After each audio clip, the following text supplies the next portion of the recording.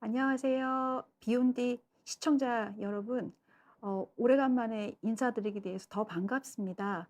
오늘 수도권에는 기록적인 폭설이 와서 많이 힘드셨을 텐데 다들 평안하신지요? 그래서 아직 퇴근 중이신 분들 계시다면 제가 여기 오늘 올 때 걸어오다 보니까 이제 큰 도로는 다 제설이 잘 된 것 같은데 사람이 다니는 인도 중간중간이 이렇게 아주 좀 많이 얼어 있는 부분이 꽤 있습니다. 그래서 그 날도 졌기 때문에 미끄러지지 않도록 조심해서 귀가하시길 바라겠습니다.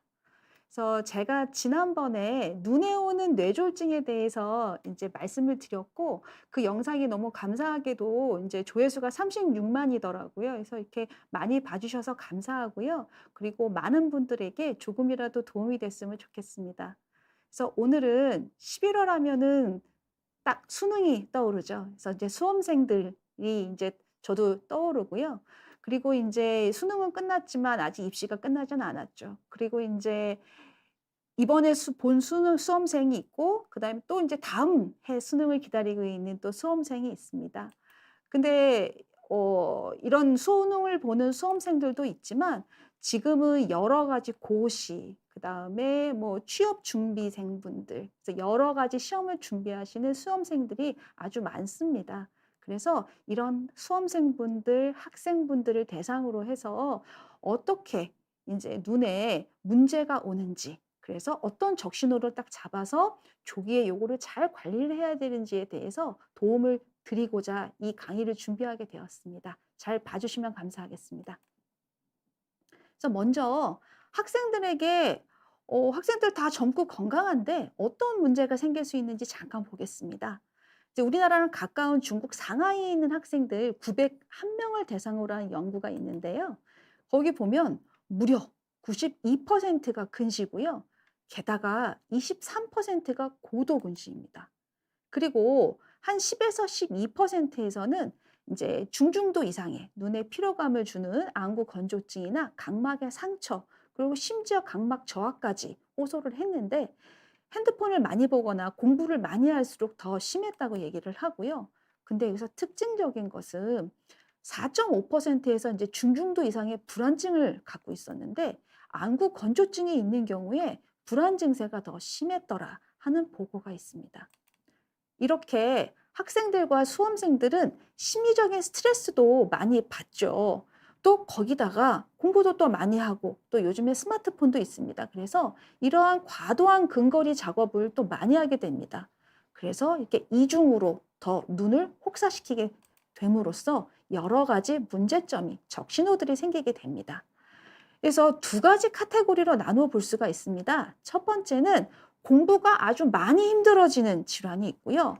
그리고 두 번째는 이거보다는 좀 난데 집중을 하는데 좀 방해하는 질환들이 있습니다. 그래서 요거를 간단하게 살펴보고 그다음에 마지막으로 그러면 어떻게 우리 눈을 지켜야 되는지에 대해서 제가 과학적으로 그리고 안과 교수의 입장에서 팩트 체크를 해서 정확하게 알려드리도록 하겠습니다.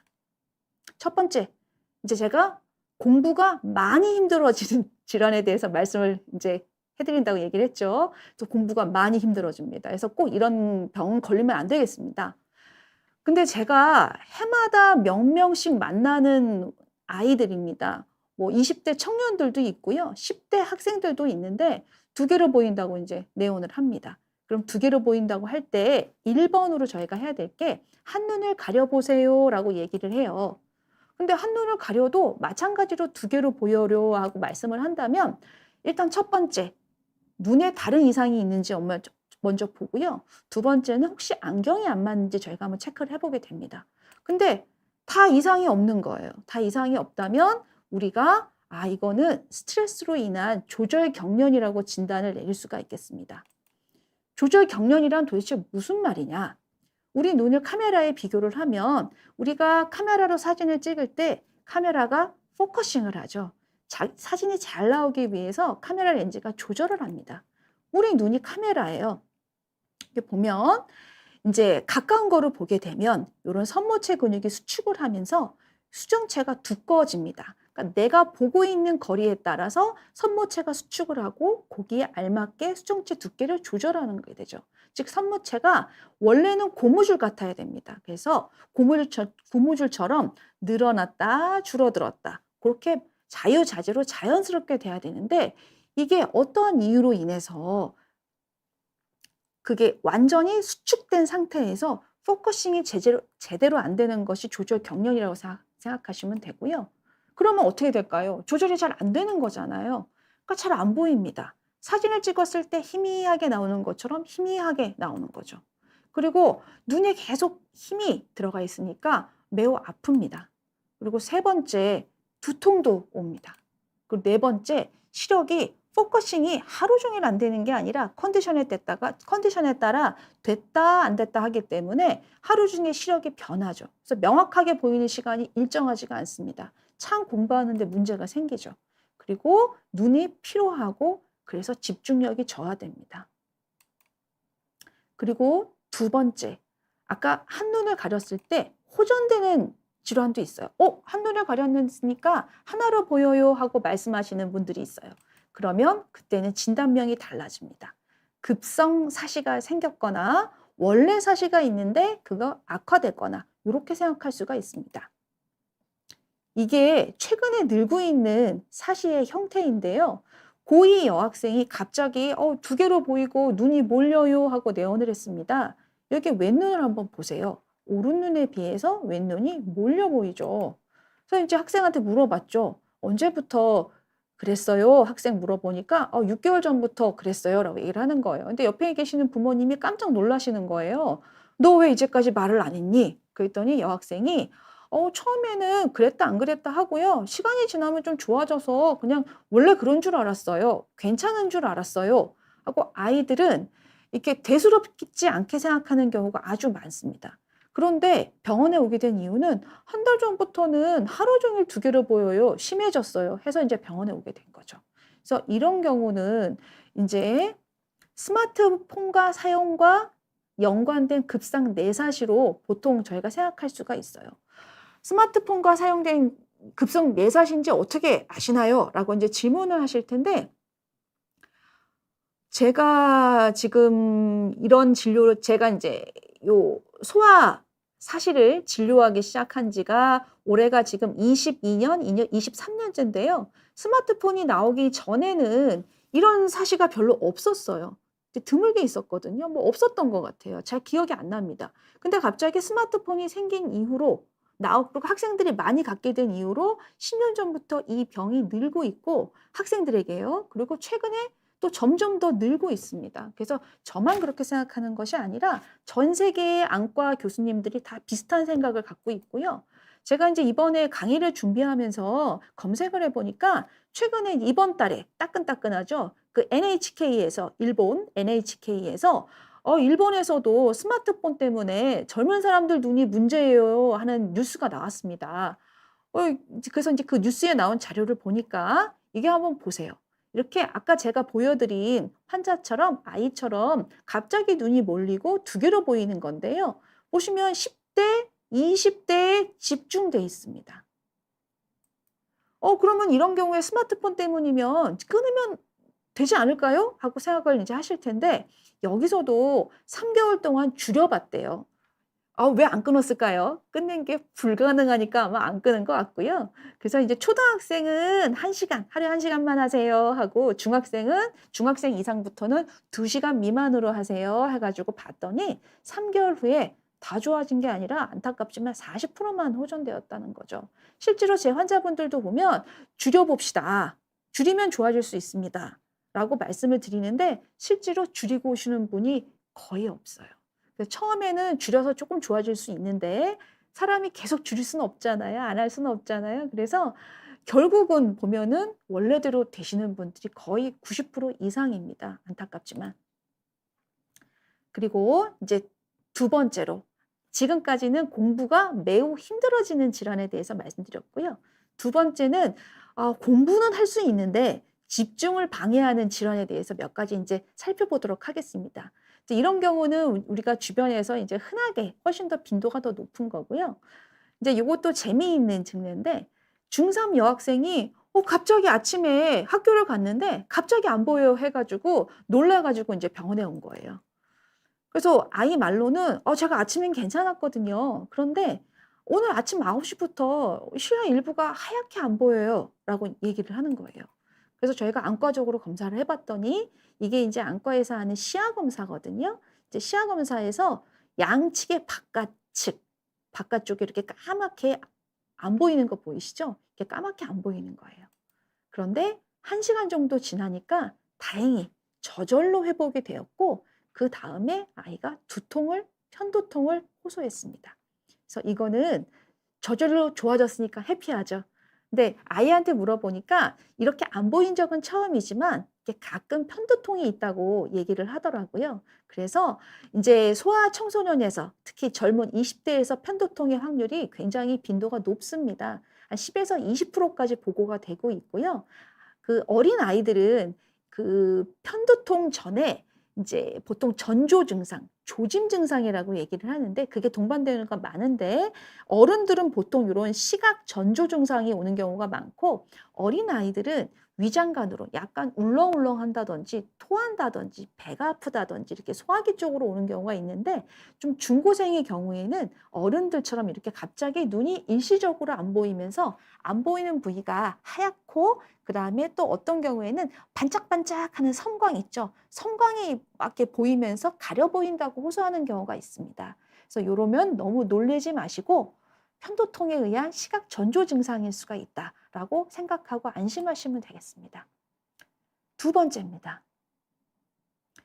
고1 남학생이 사실은 방학이 아닐 때 그 평소에 그러니까 학기 중에 안과에 오는 게 사실은 힘들어요. 힘든 일이거든요. 그래서 고등학생 학부형들은 다 아실 거예요. 근데 고등학생이 인제 외래에 딱 나타나면 처음에 긴장합니다.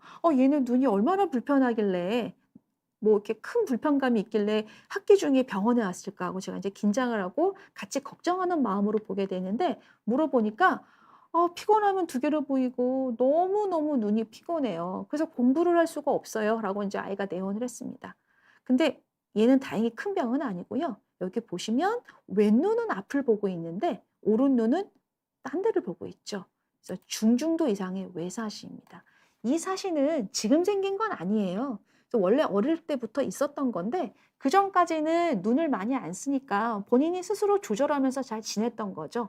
그래서 외사시가 있으면 무슨 일이 생기냐면 우리 사람 눈은 아까 제가 가까운 거 볼 때 눈이 조절하게 된다고 말씀드렸잖아요. 인제 눈이 수정체가 두꺼워지면서 포커싱을 하는데 거기에 그 더불어서 눈이 살짝 모이게 됩니다. 근데 우리가 정상 사람, 즉 외사시가 없는 사람은 조금만 모으면 되겠죠. 그래서 힘을 많이 안 써도 돼요. 그런데 외사시가 심한 경우를 생각해 보세요. 아주 많이 힘을 줘야지 우리가 원하고자 하는 눈 모임에 도달할 수가 있잖아요. 그래서 굉장히 피곤합니다. 그래서 이제 실험한 논문을 보면 일반적인 사람들은 눈을 움직이는데 눈을 모았다 풀었다 하는데 이 정도의 힘을 주는데 노력이 필요하는데 옆에 그림 비교해 보세요. 어떻습니까? 굉장히 불안정하고 다닥닥 톱니바퀴식으로 굉장히 불안정하게 돼 있죠. 온 힘을 다하고 있는 거예요. 총력적으로. 그래서 눈이 아이가 많이 피곤합니다. 그리고 이거는 어른들도 많으실 텐데요. 갑자기 눈꺼풀 아래가 막 떨려요. 라고 이제 얘기를 하시는 분들이 많습니다. 그래서 간단하게 이제 보면은 보통 피 잠을 잘 못 자거나 너무 피곤하면은 이제 눈 주변 근육이 과도하게 긴장하면서 발생할 수가 있고요. 두 번째로는 이게 너무 정신적인 스트레스가 심하면 신경계의 흥분을 증가시켜서 또 경련을 유발할 수가 있어요. 그리고 세 번째는 인제 가까운 거를 오래 보다 보면은 눈을 혹사시켜서 또 생길 수가 있고 우리 수험생들 몬스터나 이런 고카페인 음료 많이 마시잖아요. 그래서 카페인을 과다 섭취하게 되면 또 이렇게 올 수가 있습니다. 그 외에 건조한 눈이거나 또 마그네슘이 부족하면 이렇게 올 수가 있는데 젊은 수험생이나 학생분들 같은 경우에는 요 마그네슘 부족보다는 이런 원인들이 더 인제 더 주되다고 생각할 수가 있겠습니다. 그래서 여기까지 제가 공부할 때 참 눈을 힘들게 하는 우리 학생들과 수험생들을 많이 힘들게 하는 질환에 대해서 간단하게 소개해 드렸습니다. 지금부터가 인제 핵심이죠. 그러면은 우리가 이런 수험생 눈 건강의 적신호로부터 어떻게 눈을 지킬 수가 있는지 제가 팩트 체크하면서 하나하나 알려드리도록 하겠습니다. 제가 인제 이 강의를 준비하면서 저도 작년에 사실은 수험생 엄마였거든요. 그래서 인제 수험생 엄마로서 뭐를 이렇게 그 수험생 학부모님들한테, 그리고 지금 인제 성인이 돼서도 이제 무슨 인제 시험을 준비하시는 수험생분들한테 '어떤 것을 알려드리면 좋을까.' 하고 제가 인제 참 고민을 많이 하고 하면서 인제 공부도 같이 하면서 준비를 해 보았습니다. 근데 그중에서 제일 중요한 거는 1 번은 기본인 것 같아요. 첫 번째 무슨 얘기냐면 본격적으로 공부를 시작하기 전에 이제 먼저 안과 검진을 먼저 하는 겁니다. 그래서 왜냐면 중고생만 돼도요, 이게 안과에 한번 시간 내서 가기가 힘들어요. 이제 우리나라 학생들 참 뭐 이렇게 안 됐습니다. 학교 끝나면 또 바로 학원 가야 되거든요. 하기 때문에 딱히 이제 안과에 갈 수 있는 시간이 없어요. 그래서 본격적으로 공부를 시작하기 전에 먼저 안과 검진을 해서 지금 인제 시력 검진도 좀 해 주고, 그리고 아까 제가 말씀드렸던 안구 건조증이 심하진 않은지, 그리고 뭐 다른 사시 같은 중증도 이상의 외사시가 있지는 않은지, 그리고 조절 경련의 기미가 있지는 않은지, 그런 것들을 미리 체크해 보는 게 정말 중요하다고 생각을 합니다. 그리고 또 한 가지 인제 잊지 마셔야 될 게, 고등학생 되면은, 제가 어렸을 때는 '아유 중고생 되면은 키도 다 컸는데 눈 더 안 나빠지지 않나?'라고 생각하시는 분들이 많았어요. 되게 그때는 그렇게 시력 변동이 크지 않았거든요. 근데 지금은 그렇지가 않습니다. 고등학생도 키 하나도 안 커도 눈이 나빠질 수가 있어요. 그래서 안경을 끼고 있는 학생들, 혹은 안경을 끼고 있더라도 1 년에 한 번씩은 꼭 시간 날 때 방학을 이용해서 시력 검사를 해 주시는 게 좋습니다. 그리고 그리고 또 이것도 제가 강조하는 건데, 혹시 불편감 때문에 안경이 싫어요. 불편해요." 해서 인제 컨택트 렌즈를 끼고 있는 학생들이 있다면, 저는 인제 본격적으로 공부가 시작하기 전에는 안경으로 바꿀 것을 저는 권유합니다. 렌즈 참 편하고 좋죠. 하지만은 인제 안구 건조증이 더 심해지기도 하고, 인제 드립 렌즈 하시는 분들도 밤에 인제 그걸 관리를 잘하고 또 끼고 자고 해야 되는데 수면 시간이 줄어들기 때문에 그것도 좀 관리하기가 힘들어요. 그리고 또 짧게 자면은 낮에 잘 안 보이기도 하고요. 그래서 인제 "가능하면 안경으로 바꾸는 게 더 좋겠다."라고 제가 인제 말씀드리고 싶고요. 아까 말씀드렸지만 중증도 이상의 사시가 있는지 꼭 체크하시고, 인제 본격적으로 공부하기 전에 눈에 방해가 집중에 방해가 될 정도면 "수술을 한번 고려해 보셔라."라고 말씀드리고 싶습니다. 그리고 두 번째, 이것도 부모님들이 간과하시는 경우가 많아요. 눈에 부담을 덜 주는 안경 착용하기. 이게 무슨 말이냐? 저는 이제 안과 의사로서 아이들이 오면은 아이들의 안경에 있는 안경 도수가 우리 아이한테 잘 맞는지를 체크하기 위해서 인제 안경을 벗겨서 제가 인제 안경 도수를 확인을 하기 때문에 아이들 안경을 다 이렇게 들어보게 됩니다. 그러면 생각보다 안경이 무거운 아이들이 많아요. 제가 올해 47 년째 안경을 끼고 있거든요. 그래서 제가 초등학교 초등학교 뭐 7 살인가 8살 때부터 제가 인제 안경을 낀 것 같은데, 그래서 저도 오랫동안 안경을 낀 사람으로서 제가 인제 제일 중요하게 생각하는 건 사실 이런 코랑 귀에 부담을 안 주는, 압박감을 안 주는 안경 끼는 게 너무 중요한 것 같아요. 근데 생각보다 아이들이 태를 아이들이 인제 고르잖아요. 또 아이들 고집도 있고. 그럼 요즘에 아이들이 안경테 이렇게 큰 거 고르는 경우가 많아요. 안경테가 크면은 안경알도 커지죠. 그러면서 안경이 무거워집니다. 그리고 안경테 중에 약간 좀 이렇게 멋스러운 안경들인데 이렇게 뿔테가 들어가면서 굉장히 무거운 테들이 있습니다. 그래서 부모님들이 아이의 의견도 들어주지만 그래도 가벼운 안경을 좀 선택을 할 수 있도록 도와주시고, 그다음에 인제 본격적으로 공부하기 시작하기 전에 안경 피팅은 잘 맞는지, 그러니까 아이들 안경 이상하게 끼는 경우 많거든요. 그리고 코 받침 위치가 삐뚤어지지 않았는지 요런 것들을 한번 방학에 체크해 주시면 좋습니다. 그리고 많이들 물어보시는데요.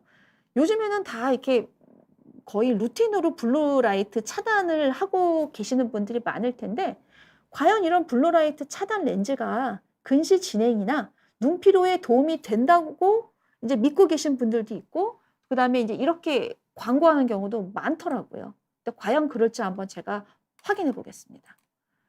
그래서 저희가 이제 가장 공신력이 있는 미국 안과 의사회 홈페이지입니다. 거기에 이제 그거에 대한 답이 달려 있더라고요. 질문이 있고. 그래서 디지털 기기에서 방출되는 청색광이 눈에 손상을 준다는 과학적인 증거는 없다입니다.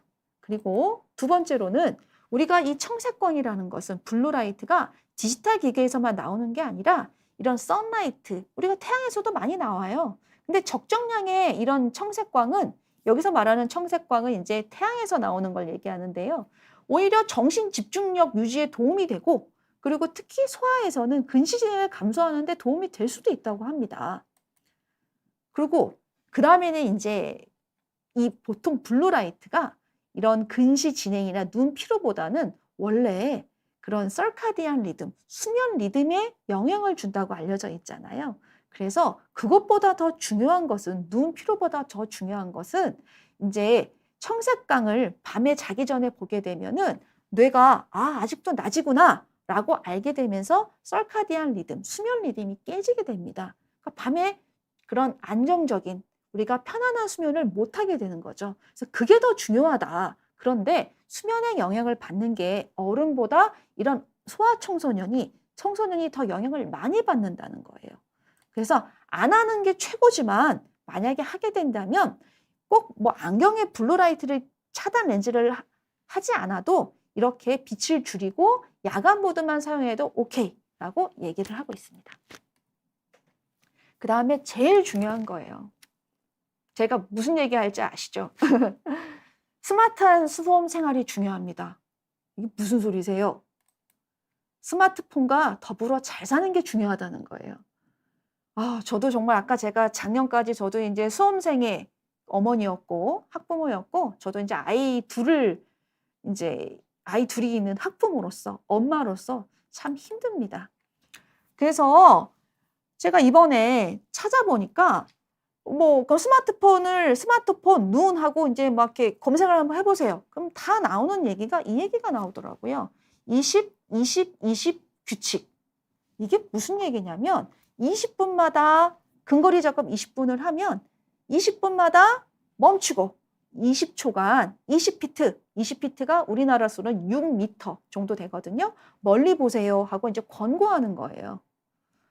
그런데 이게 현실적으로 좀 가능한 얘기일까요? 이거를 얘기를 하는 이유가 아까 제가 말씀드렸듯이 그 잠깐 언급한 미국 안과 의사에 보면 이렇게 하라고, 요게 이제 그 가이드라인으로 돼 있어요. 그래서 이제 전 세계의 안과 의사들이나 이제 많은 분들이 요거를 따라서 권유를 하고 있는 거예요. 근데 제가 이제 저도 안과 의사이긴 해요. 하지만 제가 이제 아이들의 엄마로서 생각을 해보면 이게 지금 가능한 얘기라는 거죠. 가능하지 않습니다. 누가 이걸 하겠나요? 애들이 20분 동안 공부를 하다가 멈추면은 다 핸드폰 봅니다. 멀리 보지 않아요. 20초 되게 짧은 시간 같죠? 아이들은 굉장히 지루합니다. 그래서 이거는 제가 봤을 때 현실적으로 하면은 좋죠. 하지만 힘든 얘기인 것 같고, 제가 생각한 거는 밤 12시 이후로는 참 힘든 일인데 스마트폰을 금지하는 게 더 중요한 것 같아요. 스마트폰을 금지하고 그다음에 아이를 잘 달래셔서 이제 하루 사유 시간을 제한을 하고, 그리고 더 중요한 건 우리 아이들이 항상 공부를 하고 아니면 핸드폰 보고 있잖아요. 그래서 핸드폰 가까운 거를 안 볼 때가 우리가 언젠가 생각을 우리가 해볼게요. 집에 있을 때는, 실내에 있을 때는 다 가까운 걸 보는 거예요. 그럼 실외에 있을 때가 언제일까요? 우리 아이들 참 안 됐어요. 학교에서 야외에서 체육 활동할 때, 그리고 두 번째는 이렇게 이동 중에 거리를 걸어갈 때, 그때예요. 근데 요즘 아이들은 이동 중에 걸어갈 때도 스마트폰을 봅니다. 이어폰 끼고요. 그래서 최소한 이동 중에 걸어갈 때는 음악을 듣는 건 오케이. 하지만 스마트폰을 보면서 걷지는 않고 그때 멀리만 봐도 아이들이 원거리, 멀리 볼 수 있는 아이들한테 기회를 주는 거죠. 그래서 요 세 가지만 아이들하고 약속을 하셔도 참 좋을 것 같아요. 그리고 또 조명에 대해서 저한테 많이 물어보세요. 그래서 조명은 두 가지를 제가 이제 강조하고 싶은데요. 밤에 미등을 이제 켜고 주무시는 분들이 있어요. 이거 안 좋습니다. 그래서 우리나라에서 한 연구 결과도 있는데 잘 때 조명 켜고 자면은 이제 안구 피로가 낮에 그 다음날 낮에 오히려 더 증가한다는 연구 결과가 있습니다. 그리고 저한테 교수님 그 방에 조명은 도대체 어느 정도 해야 될까요? 뭐 이렇게 물어보시는 분들이 많으신데요. 보면 우리가 두 가지 측면으로 나눠 볼 수가 있어요. 첫 번째, 근시 발생과 진행 억제에는 사실은 밝을수록 좋아요. 그래서 근시 진행과 발생을 억제하는 데 제일 중요한 게 밖에 나가서 아웃도어에서 이제 한 2시간 이상 있는 게 제일 좋거든요. 힘들지만. 근데 그게 태양빛을 많이 받기 때문이에요. 근데 보통 1000룩스 이상이라고 얘기를 하는데 그래서 근시랑 관련된 건 1000룩스 이상인 게 좋은데요. 보통 우리나라 교실 밝기가 이제 200에서 750 럭스라고 합니다. 그리고 스탠드, 책상 등 밝기가 500에서 750이라고 하는데 근데 이제 너무 밝으면 실내에서는 눈 피로랑 관련돼서는 또 약간 눈이 피곤해지는 거예요. 그래서 보통 이제 750 럭스가 이제 책상 조명으로는 중요한 것 같고 좋을 것 같고 그다음에 이제 형광등보다는 LED 조명이 좋고 그다음에 두 번째 방 불은 꺼 놓고 스탠드만 킨다. 이거 안 좋습니다. 이렇게 대비가 더 커질수록 눈이 더 피로해져요.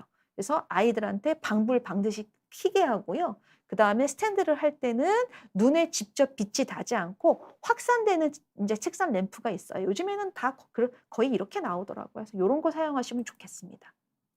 그다음에는 인제 요즘에 안구 건조증 때문에 찜질하고 인제 요거 안검 마사지 하는 거 인제 고런 거에 대한 안내가 많이 나와요. 그러니까 부모님들 보시면은 뭐 안구 건조증 하고 인제 검색을 해 보시면 요거 굉장히 많이 나옵니다.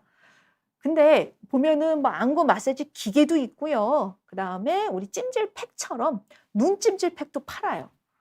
근데 제가 인제 제 아이한테 써 보니까 눈 찜질팩 잘 안 하게 되더라고요. 저도 하나 샀었는데 지금 그게 어디 있는지를 몰라요. 그래서 고런 것보다는 그냥 간단하게 인제 할 수 있는 걸 제가 추천을 드리는데 그냥 집에 있는 수건 중에서 좀 자그마한 수건 있잖아요. 고거 인제 물에 적셔서 꾹 짠 다음에 전자레인지 한 20에서 25초 돌리신 다음에 찜질하시고요. 이제 보면은 안구 건조증 이렇게 검색을 해 보시면 인제 무슨 뭐 이런 여러 가지 상품화되어 온 리드 여기 이제 안검 그 눈꺼풀 테두리를 닦는 제품들을 팔잖아요. 근데 원래 이게 온찜질을 한 다음에 고런 제품으로 이제 눈꺼풀 테두리를 닦아내라고 돼 있는데 아이들은 아직 10 대, 20대 분들은 아직 젊기 때문에 인제 뭐 괜찮습니다. 제 생각에는 굳이 거기까지는 안 하셔도 될 것 같고 온찜질만으로도 인제 약간 눈 안구 건조증도 해결이 되고 그다음에 눈 주변에 근육의 피곤함, 긴장도도 좀 풀어주기 때문에 이것만으로 전 충분하다고 생각합니다. 그리고 또 다래끼 생기면 안 되죠. 요거 번호가 6 번이네요. 네. 그래서 다래끼나 눈가에 염증 생기면 안 되잖아요. 그래서 아이들이 습관적으로 눈 막 만지고 비비는 애들이 많아요. 그래서 요런 거 조심하도록 아이들한테 알려주시고요. 그다음에 인제 인공 눈물과 인제 안현고에 대해서도 많이 물어보시는데 인공 눈물은 우리가 눈물층이 요렇게 각막에 붙어 있는 거는 끈적끈적한 점액층, 그다음에 이 점액층은 요 수성층, 눈물층을 각막에 붙들어 놓는 이게 본드 역할을 하는 거예요. 그리고 물이 있고 그다음에 요 물층이 잘 휘발되지 않도록 기름으로 코팅이 되어 있습니다. 그래서 인공 눈물은 요 수성층을 보충해 주는 거고요. 눈물 안 연고는 약간 기름 성분이에요. 그래서 요 기름을 보충해 준다고 생각을 하면 되고 인공 눈물 사용해도 괜찮습니다.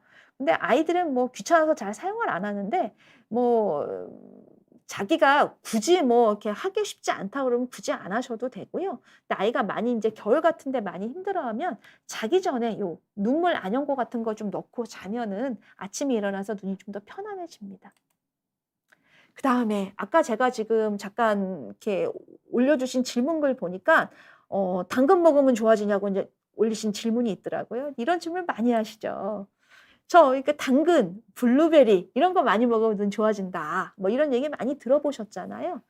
그래서 이렇게 되는 음식, 비타민, 약이 있을까 많이 물어보십니다.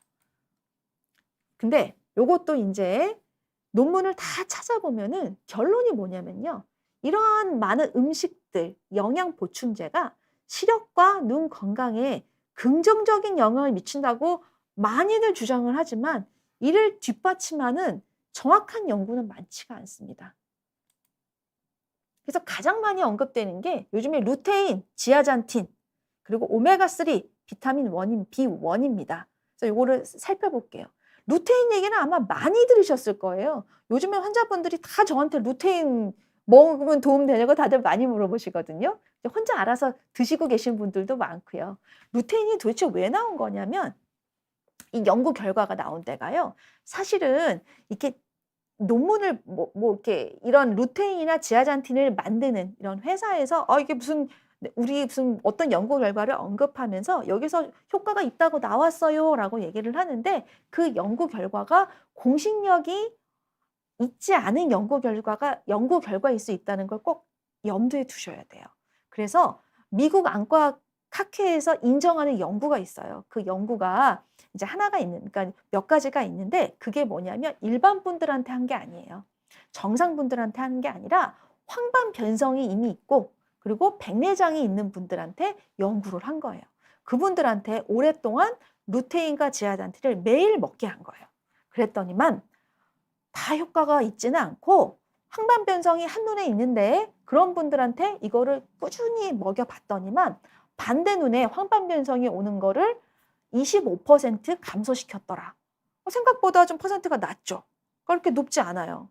그리고 이 사람이 원래 먹는 식단에서 카로티노이드가 부족했던 경우에 이런 걸 먹어봤더니 백내장 수술을 할 정도로 백내장이 심한 경우가 32%가 감소했더라. 생각보다 높지 않습니다. 그래서 황반 변성이 있는 환자들에서도 조차 루테인과 지아잔틴을 먹지 않았어도 이게 크게 피해가 있지는 않았다는 거죠. 그리고 오메가3요. 근데 오메가3는 안구 건조증에 심한 분들은 먹으면 도움이 됩니다. 요거는 이제 입증이 됐고 비타민 B1도 이제 일부 도움이 될 수 있다는 이제 연구 결과가 나왔습니다. 그래서 이제 가장 중요한 얘기를 해드리고 싶은데요. 제가 지금까지 했던 얘기 중에 제일 중요한 얘기는 아까 제가 1번으로 말씀드린 거 있죠. 본격적인 공부를 시작하기 전에 먼저 안과에 가서 간단한 검사를 한번 받아보는 게 이제 그게 제일 중요하고요. 그다음에 두 번째 제가 강조하고 싶은 거는 스마트폰 관리, 그리고 세 번째는 심리적인 안정입니다. 아까 제가 그 서두에 말씀을 드렸을 거예요. 안구 건조증. 그것뿐만이 아니에요. 우리가 그 수험 생활, 즉 근거리 작업을 많이 하면서 생길 수 있는 눈의 여러 가지 병들은 단순히 눈에만 원인이 있지 않고 심리적인 스트레스가 서로 상호작용을 합니다. 그래서 우리가 공부 안 할 수 없잖아요. 핸드폰 안 볼 수 없잖아요. 그래서 심리적인 안정이 돼 있으면 눈으로 그러한 여러 가지 적신호들이 덜 올 수가 있다는 겁니다. 그래서 부모님의 역할이 너무 중요합니다. 그리고 부모님 역할 말고도 제가 권유드리고 싶은 건 아이들이 스포츠, 그러니까 땀을 뻘뻘 흘릴 일이 별로 없어요. 그래서 학교 체육 시간, 요즘에 학교에 그 학교 편지를 보시면 생각보다 체육 많이 합니다. 학교 체육 시간에 적극적으로 참여하는 걸 저는 너무 강조하고 싶습니다. 특히 여학생들은 나 체육하기 싫은데 하고 이제 안 하는 경우도 있고 남학생들도 마찬가지예요. 체육 안 하고 저 하기 싫어요. 그러고 막 계단에 앉아가지고 막 핸드폰 하는 애들도 많습니다. 근데 그러지 말고 학교 체육 시간에 적극적으로 참여하는 게 굉장히 중요하다고 생각을 하고요. 올해 초에 서울시 교육청에서 서울대학교에 이제 연구 외주를 줬어요. 그래서 이제 요런 연구해가지고 결과가 나왔는데 초등학생, 중학생에서 학교 체육을 열심히 했더니 이게 이제 주의력하고 사회성에 도움이 됐다고 이제 얘기를 하는 거죠. 공부 집중력에도 도움이 됩니다. 일주일에 2번 했대요. 한 50분씩. 그런데 이런 연구가 이번이 처음이 아니었답니다. 그전에도 했었는데 그전에 했을 때는 애들 체육 열심히 시키니까 스마트폰 중독도 감소했더라 하는 결과가 나왔었는데 이번 연구, 그러니까 24년도 올해 3월에 나온 연구에는 스마트폰 덜 하게 하는 데는 영향이 없더라는 거예요. 왜 그럴까요? 그러니까 이게 지금 예전보다 훨씬 아이들의 스마트폰 사용 통제가 더 어려워진 거죠. 그죠? 그래서 여기까지 인제 제가 준비한 내용은 끝났고요. 인제 새로운 인제 수험생들이 인제 다음 수능을 위해서 준비하고 계실 거고, 꼭 수능이 아니더라도 여러 가지 지금 중간고사, 기말고사 준비하고 있는 중학생들, 고등학생들 아주 많습니다. 그리고 대학생들도 마찬가지죠. 요즘에 취업 힘들고요. 여러 가지 공무원 시험, 고시들 다들 이제 열심히 공부하고 있을 거예요. 다들 이런 수험생들, 그리고 뒷바라지 하시는 부모님들 다들 너무 고생이 많으시고요. 심리적인 안정, 제가 아까 강조했죠. 심리적인 안정이 제일 중요하고, 스마트폰 덜하면 우리가 이 힘든 시기를 눈에 적신호가 오지 않게 잘 관리하면서 보낼 수가 있습니다. 그래서 다들 제가 응원합니다. 다들 잘 되실 거예요. 이상입니다. 그리고 이제 여러 비욘디 시청자분들이 올려주시는 질문을 받도록 하겠습니다. 안녕하세요. 김미님. 선생님, 문제집이나 책도 많이 읽으면 눈 나빠진다고 하는 얘기가 진짜인가요? 공부 안 하는 사람으로서 눈 건강 하나라도 이기고 싶어 여쭤봅니다. 라는 아주 굉장히 중요한 질문입니다. 그래서 그렇죠. 우리가 근거리 작업을 많이 할수록 눈이 나빠진다는 생각이 듭니다. 여러분들 주위에 보시면 저도 안경 끼고 있죠. 그래서 이제 공부를 많이 하신 분들, 즉 근거리 작업을 많이 하신 분들이 그 안경 끼시는 근시의 확률이 더 높고요. 제가 이제 근시 환자분들도 많이 보고 있는데, 제가 아까 잠깐 언급을 드렸을 거예요. 예전에는 우리 소아과 가시면은 키 성장 곡선 있잖아요. 그래서 키 성장 곡선하고 근시가 진행하는 그 곡선이 되게 일치했어요. 그래서 키가 어느 정도 크고 나면은 그다음에 근시도 별로 진행을 안 했거든요. 근데 지금은 그렇지가 않습니다. 어머님들이 제가 이 얘기 드리면 다들 놀라세요. 키 하나도 안 커도 눈이 나빠집니다. 그러니까 아이들이 눈을 너무 혹사시켜서 그래요. 그래서 아까 미국 안과 의사회에서 제시한 26m, 이제 그거를 잘 기억을 하시고, 혹시 하기가 힘들어서 그렇지 하면 좋습니다. 26m는 사실은 현실적으로 불가능한 것 같고, 60, 26m. 60분 근거리 작업을 했으면 20초간 멀리를 한번 봐주세요. 멀리 보는 게 너무 지루하다 20초 동안. 그러면 눈을 감고 있는 것도 도움이 됩니다. 엔젤님 안녕하세요. 엔젤님은 항상 제 강의 때마다 이렇게 열심히 질문을 이렇게 달아주셔서 감사합니다. 안녕하세요. 녹내장도 노화가 원인이 되나요? 몇 세 전부터 정기적으로 검사를 받으면 될까요? 요즘에는 기본적인 건강 문진을 해주시면 우리가 안저 촬영이라는 걸 해서 시신경과 망막의 사진을 찍어줍니다. 그래서 거기서 보통 이제 녹내장이 있는지 없는지가 의심이 되는지 안 되는지가 어느 정도 스크린이 되고요. 아무래도 이제 녹내장이라는 게 원인이 이제 워낙 다양하거든요.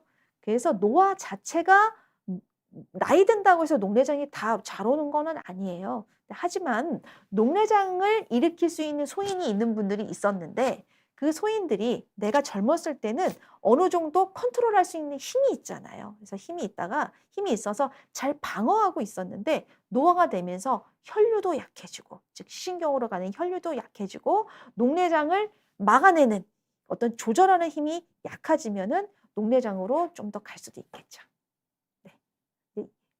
답이 됐기를 바랍니다. 송이 어머니 안녕하세요.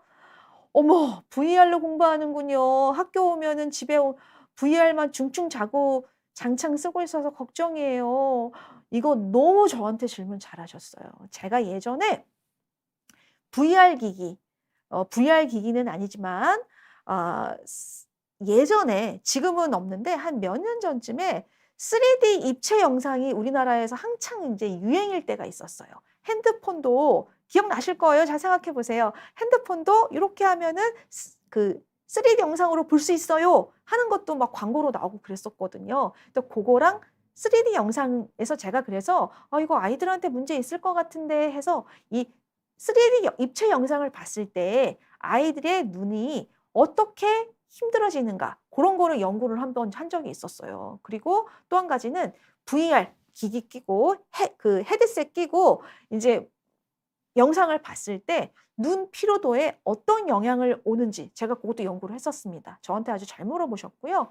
눈 피로도가 굉장히 심해집니다. 그래서 이거 절대 못하게 하셔야 돼요. 그래서 지금 최근에 제 딸이 제 제 딸이 그 본인만의 태블릿 PC를 사 달라고 얘기를 하면서 "거기다가 필기를 하고 싶다.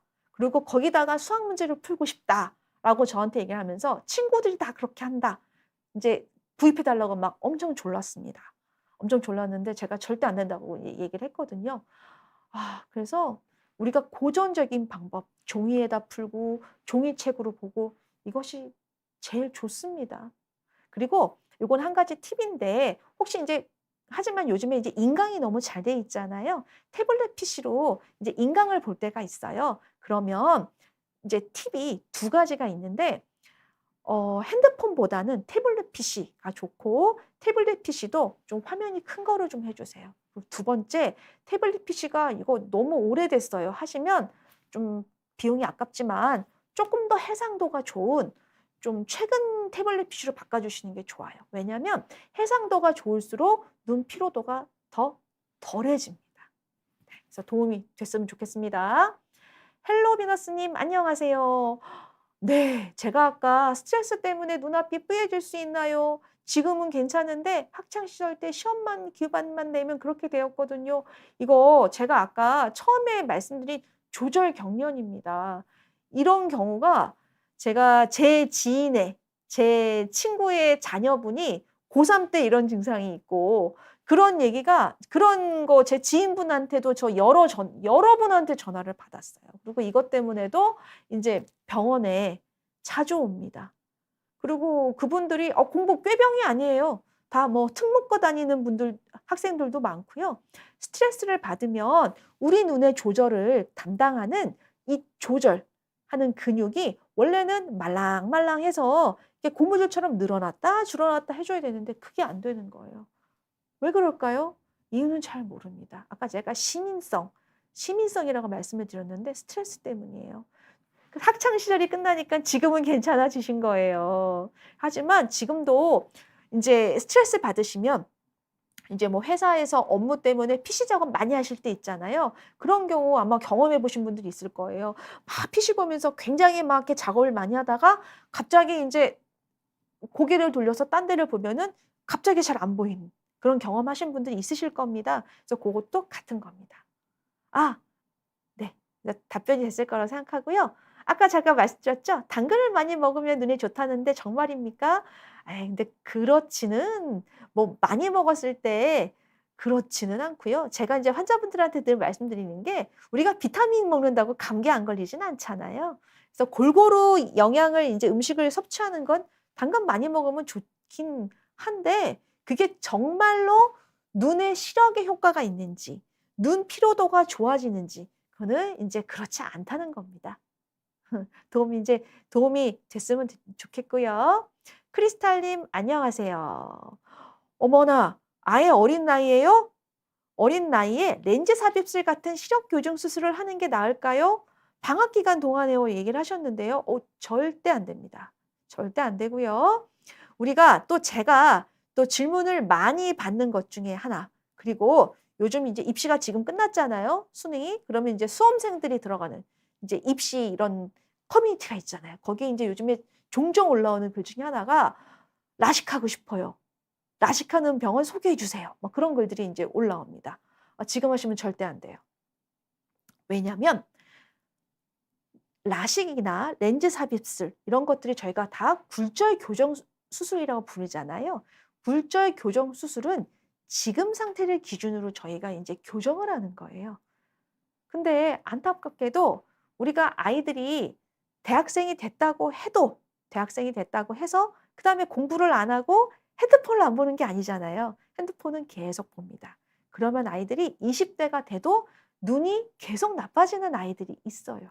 요즘에 상당히 있습니다. 그래서 인제 대학 가자마자 절대 굴절 교정 수술, 라식, 라섹 하시면 안 되고요.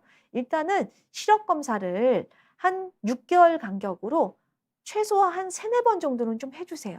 그래서 근시가 더 이상 진행이 안 되는구나 라는 것이 이제 확인이 되면 그때 가서 하시는 걸 저는 추천드리고요.